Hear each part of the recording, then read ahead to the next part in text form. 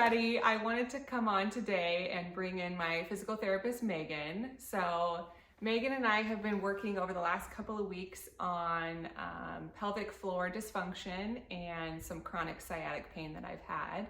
So I thought it would be really powerful because I feel like there's a lot of misconceptions and just some women aren't familiar with their body and or different parts and how they work. So just knowledge is power. And so I'll let Meagan kind of introduce herself. So Meg, do you want to tell us why you got into PT? Yeah, that's always a question I get from so many new patients, especially like during that initial appointment when somebody walks in and discloses all of their bladder or bowel complaints or whatever it may be. They always ask me like, how did you ever get into this field? Because it's just such a personal topic. Right. So I feel like it goes way back to high school, honestly. I had my first job in a physical therapy office and I was a receptionist at the time. There was another PT there who was a pelvic floor PT. I had no idea what that meant. It was one of those things where nobody talked about it among the office. Whenever she took a patient back to a room, they would flag the room so that no one would go back there or interrupt her. And it was just kind of a taboo thing, I guess. And had no clue what she was doing in there, but when patients would walk out of the room, I remember they were always so appreciative of anything and everything she could do for them. So I feel like seeing the demographic of patients initially was like, okay, I like what I'm seeing there. Because I think in physical therapy, it's often a field where people think of sports medicine, post-ops, chronic low back pain. And oftentimes that population of patients, they come in pain, they leave not feeling significantly better right away because it's chronic. And then you get the athletes who just want you to clear them to continue playing. So it's just a very different demographic of patients. So then fast forward a couple of years, I am in PT school and I knew that's what I wanted to do as I started learning about the field. And then I had my son a year ago, our first baby, and it just became even more prevalent of a field, I guess, for me. I feel like I'm a lot better of a pelvic floor PT after having him. But ultimately, I think why pelvic floor PT, it's the demographic of patients you get to work with. It's the female population of you teach them about their bodies and teach them how to feel empowered and then how to advocate for themselves. So I guess that's my why. Yeah, perfect. That makes sense. I love it. Yeah. Do you want to give us a little explanation of kind of what pelvic floor muscles are so women can, you know, if they're not familiar, they have a little bit more understanding? So I brought a little model for you guys. Perfect. So little anatomy lesson. I'll keep it brief. But this is your pelvis, and if you look on the underside, you have 3 openings. You have your urethra here at the top, which is where your urine comes out, vaginal opening and anal opening. Wrapped around all those openings, you see these red things, and those are pelvic floor muscles. I feel like pelvic floor muscles, a lot of people know them as like your Kegel muscles. Like the term Kegel's thrown out a lot. So same muscle group, but oftentimes people think if someone said your Kegel muscles, they think of one muscle. There's actually a group of many muscles, as you can see, running in all different directions here. And there's actually 3 different layers. So you're seeing the more superficial one right here. And then if you flip it the other way, you have a deeper layer there as well. So it's a basket of muscles right inside that pelvis. And do you want to maybe tell us about signs of dysfunction that you most often see in your female clients? Yeah, there's a couple of different ways you can kind of talk about pelvic floor dysfunction because there's just different things that could be going on with them.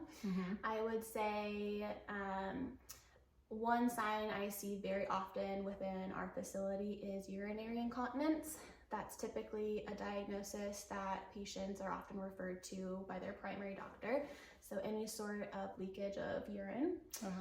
You could also have leakage of bowels as well. So any bladder or bowel dysfunction. You could have pelvic floor tension, which could lead to pain.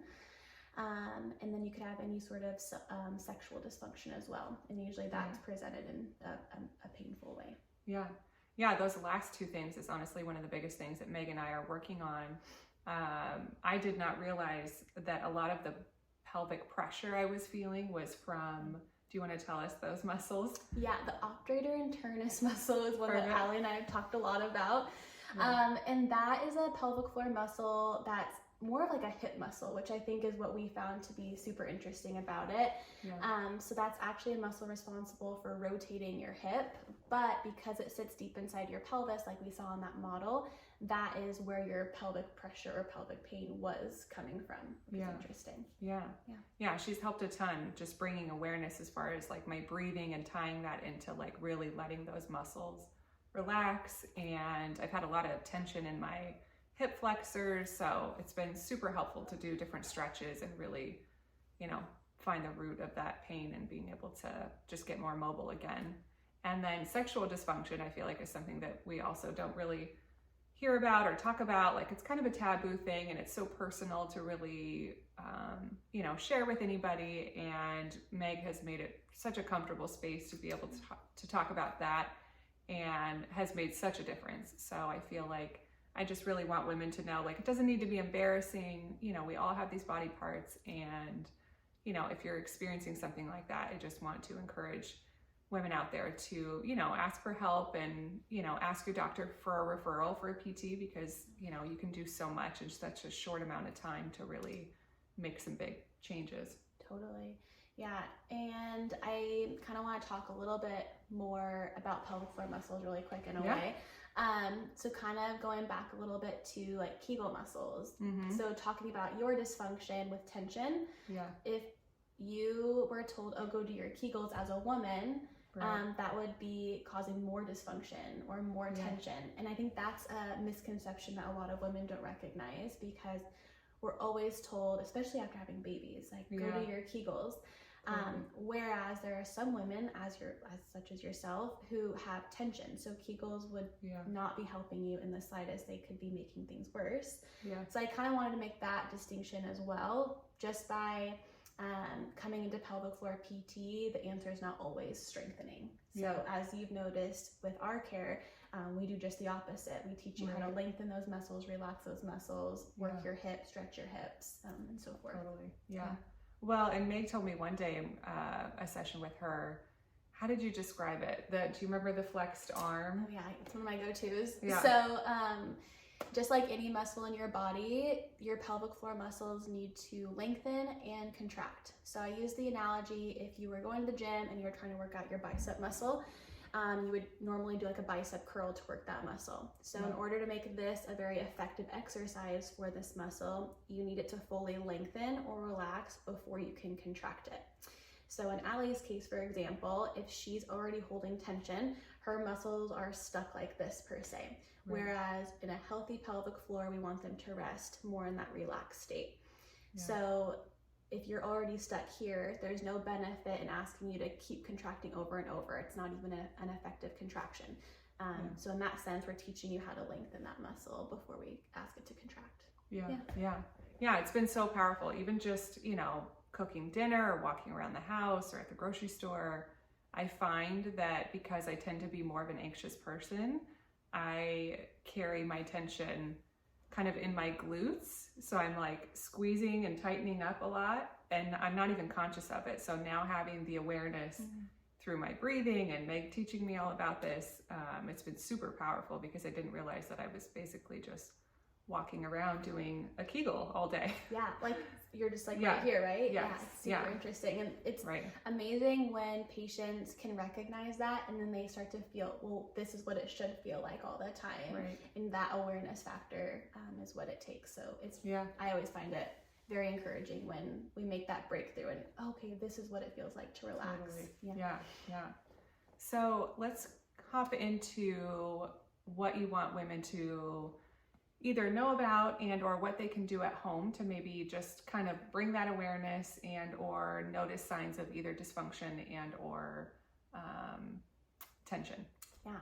I think you kind of touched on it already, but one thing I would love for women to be better at or know is how to advocate for ourselves. And that's something we've talked a lot about in our sessions, because you've had to advocate for yourself over the past 10 years of living with chronic pain. So I think that'd be my number one thing, is we all have these bodies are our own. We know our bodies more than any provider does. Right. And that's usually how I try to open up a session with anybody is, yes, doctors are very smart and they have a place. They can tell you what they think is going on, but ultimately we're not the ones living in your body. So I'm a huge advocate for advocacy, I guess, in that sense. And you can always ask for referrals to different specialties, including pelvic floor PT, from your primary doctor. And I would love women to be more comfortable asking and doing that for themselves. I think it's something, we've talked about this too, but especially after having a baby, I think, and I hesitate to say that a little bit, because even if you're not planning to have babies or you haven't had babies, you can still have pelvic floor dysfunction. Right. So really every woman should go to pelvic floor PT, even if it's just for one session, just to educate if anything else. So I think that'd be my big takeaway to women is, these are our bodies, we know them the best, and it's okay to talk about them because we want them to be working the best that they can. Definitely. Yeah. Well, and there was a story Meg told me recently about you had a young girl, like what did you say, 12 years old gymnast? Yeah, she wasn't actually my patient, but she was like a colleague's patient. So so that was eye-opening because you don't think of young women having pelvic floor dysfunctions. Right. But for example, like gymnasts are a typical population that might hold more tension because their pelvic floors have to be able to maintain them as they're flipping through the air and all these things. So there was a patient recently I was hearing about who was having urinary incontinence during her routine on the floor. And that's a terrifying thing to have, especially as a 12-year-old, and it's embarrassing. And I think it kind of shows that women in all ages just need to have the education. That should be a conversation for moms to have with their daughters earlier on than many probably think. Just to make it less embarrassing, I guess, because we all have these bodies. We all have one problem or another usually. So definitely. Very interesting. You know, this spurred a thought the other day, from the time I was really young, and I haven't mentioned this to you yet, but I think probably around 7 or 8, I had my first bladder infection. And I had repeated bladder infections for, all the way up until high school.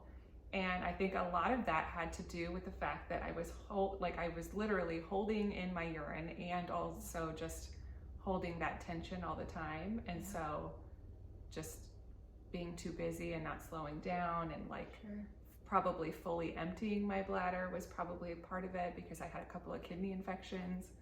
So it's been very eye-opening to think, like you said, I'm sure there are not just adult women, but the younger population that deals with some pelvic floor dysfunction. And that's kind of interesting too, because I think a lot of people don't typically think of it being a pelvic floor dysfunction when you have a bladder infection or recurrent UTIs. And it isn't always like pelvic floor dysfunction, but I agree with you in your sense that could have been a piece to your puzzle, because if you're holding in so much tension, your bladder's not able to completely empty or relax to empty enough. So that's very interesting, and it definitely fits your puzzle, I guess. Most definitely. Okay, well, thank you so much. And ladies, if you're having any kind of dysfunction, pain, any of those things, I just would encourage everybody to go and speak with their doctor, ask for a referral. It's such a safe place, and I would just encourage you to use your voice.